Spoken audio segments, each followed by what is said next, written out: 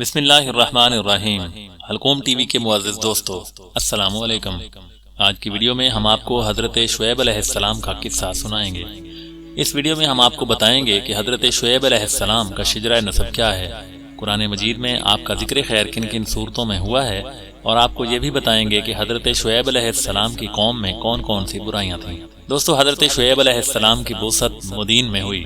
مدین ایک قبیلے کا نام ہے اور اسی قبیلے کے سبب بستی کا یہ نام مشہور ہو گیا۔ دراصل حضرت ابراہیم علیہ السلام کے ایک بیٹے کا نام مدین تھا اور ان کی نسل کو اہل مدین کہا جاتا ہے۔ وہ حضرت ابراہیم علیہ السلام کی تیسری بیوی کتورہ کے بطن سے تھے اور اسی لیے یہ خاندان بنی کتورہ کہلاتا ہے۔ حضرت ابراہیم علیہ السلام کے بیٹے مدین میں اپنے اہل و عیال کے ساتھ اپنے سوتیلے بھائی حضرت اسماعیل علیہ السلام کے قریب ہی حجاز میں آباد ہو گئے تھے۔ یہ جگہ بحیرہ کلثم کے مشرقی کنارے اور عرب کے شمال مغرب میں شام سے متصل حجاز کے آخری حصے میں واقع تھی۔ حجاز سے شام، فلسطین اور مصر کے سفر کے دوران قبیلہ مدین کی اس بستی کے کھنڈرات دکھائی دیتے ہیں، جبکہ مدین نام کا ایک شہر آج بھی شرقی اردن کی بندرگاہ معان کے قریب موجود ہے۔ قرآن کریم میں حضرت شعیب علیہ السلام کا تذکرہ قرآن کریم میں حضرت شعیب علیہ السلام اور ان کی قوم کا تذکرہ 11 مقامات پر آیا ہے۔ سورہ اعراف، سورہ ہود، سورۃ الحجر، سورہ شعراء اور سورہ عنکبوت میں آپ علیہ السلام کا ذکر موجود ہے۔ حضرت شعیب علیہ السلام جس قوم کی طرف مبعوث فرمائے گئے، قرآن کریم میں اسے اہل مدین، اصحاب مدین اور اصحاب ایکا کے نام سے پکارا گیا ہے۔ اصحاب مدین اور اصحاب ایکا ایک ہی قبیلے کے دو نام ہیں یا یہ دونوں الگ الگ قبائل ہیں؟ اس بارے میں مفسرین کی مختلف آراء ہیں۔ کچھ کی رائے ہے کہ یہ دونوں علیحدہ علیحدہ قومیں تھیں۔ ایک قوم کی ہلاکت کے بعد حضرت شعیب علیہ السلام دوسری قوم کی طرف مبعوث فرمائے گئے۔ بعد نے لکھا ہے کہ مدین اور اصحاب ایکا جھنڈ والے ایک ہی قبیلے کے دو نام ہیں۔ ان دونوں کی رہائش مختلف جگہوں پر تھی۔ اصحاب مدین تہذیب و تمدن سے آشنا شہری قبیلہ تھا۔ یہ لوگ جس بڑی شاہراہ پر رہتے تھے وہ شام سے فلسطین، یمن اور مصر سے ہوتی ہوئی بحر کلثم کے مشرقی کنارے سے گزرتی ہے، اور حجاز کے تجارتی قافلے اسی راستے سے سفر کیا کرتے تھے۔ قرآن کریم میں اللہ تعالیٰ ارشاد فرماتے ہیں، اور یہ دونوں بستیاں حضرت لوط علیہ السلام کی اور قوم مدین کی بڑی شاہراہ پر آباد تھیں۔ اصحاب ایکا ایک بدوی قبیلہ تھا۔ عربی میں ایکا ان سرسبز و شاداب جھاڑیوں کو کہتے ہیں جو ہرے بھرے درختوں پر مشتمل گھنے جنگلوں میں جھنڈ کی شکل میں بکثرت ہوتی ہیں۔ علامہ ابن کثیر رحمۃ اللہ علیہ کے مطابق ایکا ایک درخت کا نام تھا جس کے قبیلے کے لوگ پوجا کیا کرتے تھے، چنانچہ اس نسبت سے اہل مدین ہی کو اصحاب ایکا کہا گیا۔ بہرحال اکثریت کی رائے یہی ہے کہ یہ دونوں قومیں ایک ہی قبیلے اور نسل سے تعلق رکھتی تھیں اور قوم شعیب کہلاتی تھیں۔ بڑی شاہراہ پر آباد قبیلے کے لوگوں کو والد کی نسبت سے مدین کہا جانے لگا، جبکہ سرسبز علاقے میں رہنے والے اصحاب ایکا کے نام سے مشہور ہو۔ قوم شعیب علیہ السلام کے ایوب۔ دنیا میں جتنے بھی انبیاء کرام علیہ السلام مبعوث فرمائے گئے، ان کی دعوت کا مشترکہ مقصد حقوق کی بآسن طریقے سے ادائی کی تعلیم عام کرنا تھا۔ حقوق دو قسم کے ہیں، ایک حقوق اللہ یعنی اللہ کی عبادت اور اس کی ہدایات پر عمل، اور دوسرا حقوق العباد جس کا تعلق انسانوں سے ہے۔ دنیا میں قوم لوط کے بعد قوم شعیب وہ قوم تھی جو دونوں حقوق پامال کر رہی تھی۔ ایک طرف وہ اللہ تعالیٰ اور اس کے رسول پر ایمان نہ لا کر حقوق اللہ کی خلاف ورزی کر رہی تھی، تو دوسری طرف ناپ تول میں کمی، لوٹ مار، رہزنی، ڈرانا دھمکانا، زمین پر فساد جیسے گھناؤنے جرائم کی مرتکب ہو کر حقوق العباد کی دھجیاں بکھیر رہی تھی۔ قرآن کریم میں قوم شعیب کے 3 طرح کے عیبوں کا تذکرہ ملتا ہے۔ وہ لوگ کفر و شرک میں مبتلا تھے اور درختوں کی پوجا کرتے تھے، بیوپیار میں بے ایمانی اور ناپ تول میں کمی کرتے تھے، اور راستوں میں بیٹھ کر لوٹ مار کرتے تھے، لوگوں کے اموال چھینتے اور گنڈا ٹیکس وصول کرتے تھے۔ بلکہ اگر یہ کہا جائے کہ دنیا میں گنڈا ٹیکس کی بنیاد قوم شعیب نے ہی رکھی تو بے جانا ہوگا۔ اللہ تعالیٰ نے ان لوگوں کی اصلاح اور توحید کی دعوت کے لیے انہی کی قوم کے ایک نیک اور سچے انسان حضرت شعیب علیہ السلام کو مبعوث فرمایا۔ قرآن پاک میں ارشاد باری تعالیٰ ہے، اور ہم نے مدین کی طرف ان کے بھائی شعیب کو بھیجا۔ حضرت شعیب علیہ السلام کی طرف سے ان کی قوم کو توحید کی دعوت۔ پچھلی قوموں کی طرح قوم شعیب میں بھی مشرکانہ رسم و عقائد کا دورہ تھا۔ حضرت شعیب علیہ السلام نے پہلے انہیں توحید کی دعوت دی، پھر ان کی حرکتوں پر انہیں متنبہ کیا، اے میری قوم، اللہ ہی کی عبادت کرو، اس کے سوا کوئی تمہارا معبود نہیں، اور تمہارے پاس تمہارے پروردگار کی طرف سے نشانی آ چکی ہے، تو تم ناپ تول پوری طرح کیا کرو۔ اور لوگوں کو چیزیں کم نہ دیا کرو، اور زمین میں اصلاح کے بعد خرابی نہ کرو۔ اگر تم صاحب ایمان ہو تو سمجھ لو کہ یہ بات تمہارے حق میں بہتر ہے، اور ہر راستے پر مت بیٹھا کرو۔ جو شخص اللہ پر ایمان لاتا ہے اسے تم ڈراتے اور راہ حق سے روکتے ہو، اور اس میں کبھی عیب ڈھونڈتے ہو۔ اور یاد کرو جبکہ تم بہت تھوڑے تھے پھر اللہ تعالیٰ نے تم کو کثیر کر دیا، اور دیکھو کیا ہوا انجام فساد کرنے والوں کا۔ متکبر سرداروں کی دھمکی۔ حضرت شعیب علیہ السلام کی توحید کی دعوت سن کر قوم کے متکبر سردار سیخ پا ہو گئے، اور انہوں نے حضرت شعیب علیہ السلام کو دھمکیاں دینا شروع کر دیں۔ اللہ تعالیٰ فرماتے ہیں کہ ان کی قوم کے متکبر سرداروں نے کہا کہ اے شعیب علیہ السلام، ہم تم کو اور تمہارے ساتھ ایمان لانے والوں کو اپنی بستی سے باہر نکال دیں گے، ورنہ تم سب کو ہمارے مذہب پر واپس آنا پڑے گا۔ اس کے ساتھ ہی ان کی قوم کے وہ سردار جو کافر تھے وہ قوم کے لوگوں سے کہنے لگے اگر تم شعیب علیہ السلام کے پیچھے چلے تو یاد رکھو اس صورت میں تمہیں سخت نقصان اٹھانا پڑے گا۔ حضرت شعیب علیہ السلام کا اپنی قوم کے سرداروں سے مکالمہ۔ حضرت شعیب علیہ السلام نے اپنی قوم کے سرداروں سے فرمایا تمہارے باطل مذہب سے اللہ تعالیٰ نے نجات دے دی ہے، اس کے بعد اگر ہم تمہارے مذہب میں واپس آ جائیں تو یہ ہماری طرف سے اللہ تعالیٰ پر سخت بہتان ہوگا، اور ہمیں شایان نہیں کہ ہم اس میں لوٹ جائیں۔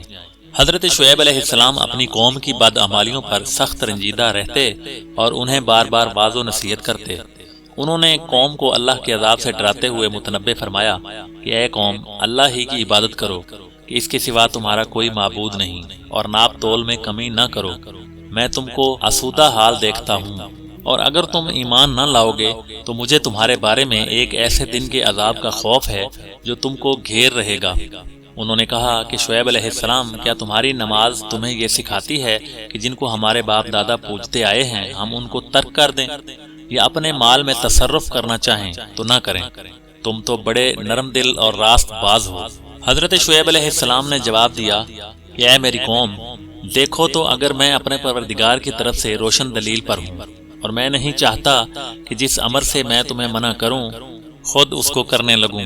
میں تو جہاں تک مجھ سے ہو سکے تمہارے معاملات کی اصلاح کرنا چاہتا ہوں، اور مجھے توفیق ملنا اللہ ہی کے فضل سے ہے۔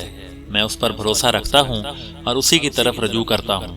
اور اے میری قوم، میری مخالفت تم سے کوئی ایسا کام نہ کروا دے کہ جیسی مصیبت نوح علیہ السلام کی قوم یا ہود علیہ السلام کی قوم یا صالح علیہ السلام کی قوم پر واقع ہوئی، ویسی ہی مصیبت تم پر واقع ہو۔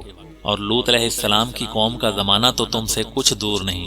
اپنے پروردگار سے بخشش مانگو اور اس کے آگے توبہ کرو، بے شک میرا پروردگار رحم کرنے والا اور محبت کرنے والا ہے۔ روایت میں آتا ہے کہ حضرت شعیب علیہ السلام نابینا تھے، یا ان کی بصارت بہت کم ہو گئی تھی۔ چنانچہ حضرت شعیب علیہ السلام کے وعظ و نصیحت کے جواب میں یہ سردار تانا زنی کرتے ہوئے انہیں سنگسار کرنے کی دھمکیاں دینے لگے۔ قرآن پاک میں اللہ تعالیٰ فرماتے ہیں انہوں نے کہا کہ شعیب علیہ السلام، تمہاری بہت سی باتیں ہماری سمجھ میں نہیں آتی، اور ہم دیکھتے ہیں کہ تم ہم میں کمزور بھی ہو، اور اگر تمہارے بھائی نہ ہوتے تو ہم تم کو سنگسار کر دیتے، اور تم ہم پر کسی طرح بھی غالب نہیں ہو۔ اس پر حضرت شعیب علیہ السلام نے اپنی قوم سے فرمایا کہ اے میری قوم، کیا میرے بھائی بندوں کا دباؤ تم پر اللہ سے زیادہ ہے، اور اس کو تم نے پیٹھ پیچھے ڈال رکھا ہے؟ میرا پروردگار تو تمہارے سب اعمال پر احاطہ کیے ہوئے ہے۔ اور برادران ملت، تم اپنی جگہ کام کیے جاؤ، میں اپنی جگہ کام کیے جاتا ہوں۔ تم کو عن قریب معلوم ہو جائے گا کہ رسوا کرنے والا عذاب کس پر اترتا ہے اور جھوٹا کون ہے، اور تم بھی انتظار کرو، میں بھی تمہارے ساتھ انتظار کرتا ہوں۔ یہ واقعہ سورہ ہود کی آیت نمبر 92 اور 93 میں آیا ہے۔ حضرت شعیب علیہ السلام کی دعا۔ قوم کے متکبر سرداروں کی جارحانہ گفتگو کے بعد حضرت شعیب علیہ السلام کو اس بات کا اندازہ ہو گیا تھا کہ ان کے دلوں پر مہر لگ چکی اور ان پر کسی بات کا کوئی اثر نہیں ہوگا، لہذا انہوں نے اپنے رب سے دعا کی کہ اے پروردگار، ہم میں اور ہماری قوم میں انصاف کے ساتھ فیصلہ کر دے، اور آپ سب سے اچھا فیصلہ کرنے والے ہیں۔ در حقیقت ان الفاظ کے ساتھ حضرت شعیب علیہ السلام نے اپنی قوم میں سے جو کفار تھے ان کی ہلاکت کی دعا کی تھی، جسے اللہ تعالیٰ نے قبول فرما لیا۔ قوم شعیب اور عذاب الہی کا نزول۔ قوم شعیب 3 طرح کے عیوب میں مبتلا تھی، اور اللہ تعالیٰ نے اسے 3 طرح کے عذاب سے نیست و نابود کیا۔ قرآن کریم میں 3 طرح کے عذاب کا تذکرہ ہے جو قوم شعیب پر آیا۔ پہلا، زمینی بھونچال یا زلزلہ۔ دوسرا عذاب چنگھاڑ کا عذاب آیا۔ اور تیسرا آگ کے بادل۔ سورۃ الاعراف میں ہے کہ ان کو بھونچال نے آ پکڑا اور وہ اپنے گھروں میں اوندھے پڑے رہ گئے۔ سورہ عنکبوت میں اللہ تعالیٰ نے فرمایا انہوں نے ان یعنی حضرت شعیب علیہ السلام کو جھوٹا سمجھا سو ان کو زلزلے نے آ پکڑا اور وہ اپنے گھروں میں اوندھے پڑے رہ گئے۔ سورہ ہود میں چنگھاڑ کے ذریعے عذاب کا ذکر آیا کیونکہ یہ لوگ اپنے نبی کا مذاق اور تمسخر اڑایا کرتے تھے، پھپتیاں کستے تھے۔ اللہ تعالیٰ نے ایک فرشتے کے ذریعے اس قوم پر ایک چیخ لگوائی جس سے ان کے کلیجے پھٹ گئے۔ قرآن پاک میں ارشاد باری تعالیٰ ہے اور جو ظالم تھے ان کو چنگھاڑ نے آ دبوچا تو وہ اپنے گھروں میں اوندھے پڑے رہ گئے۔ سورہ ہود آیت نمبر 94۔ سورۃ الشعراء میں بادل کے عذاب کا تذکرہ ہے جو ان کی اپنی خواہش کا نتیجہ تھا۔ انہوں نے کہا تھا کہ تم ان میں سے ہو جن پر جادو کر دیا جاتا ہے اور تم تو صرف ہماری طرح کے آدمی ہو اور ہمارا خیال ہے کہ تم جھوٹے ہو۔ اگر تم سچے ہو تو ہم پر آسمان سے ایک ٹکڑا لا گراؤ۔ چونکہ انہوں نے جھٹلایا تھا تو انہیں بادل والے دن کے عذاب نے پکڑ لیا۔ وہ بڑے بھاری دن کا عذاب تھا، اور علامہ ابن کثیر رحمۃ اللہ علیہ فرماتے ہیں کہ اللہ تعالیٰ نے ان پر پہلے تو سخت گرمی مسلط فرمائی اور 7 دن مسلسل ان پر ہوا بند رکھی، جس کی وجہ سے پانی اور سایہ بھی ان کی گرمی نہ کم کر سکا اور نہ ہی درختوں کے جھنڈ کام آئے۔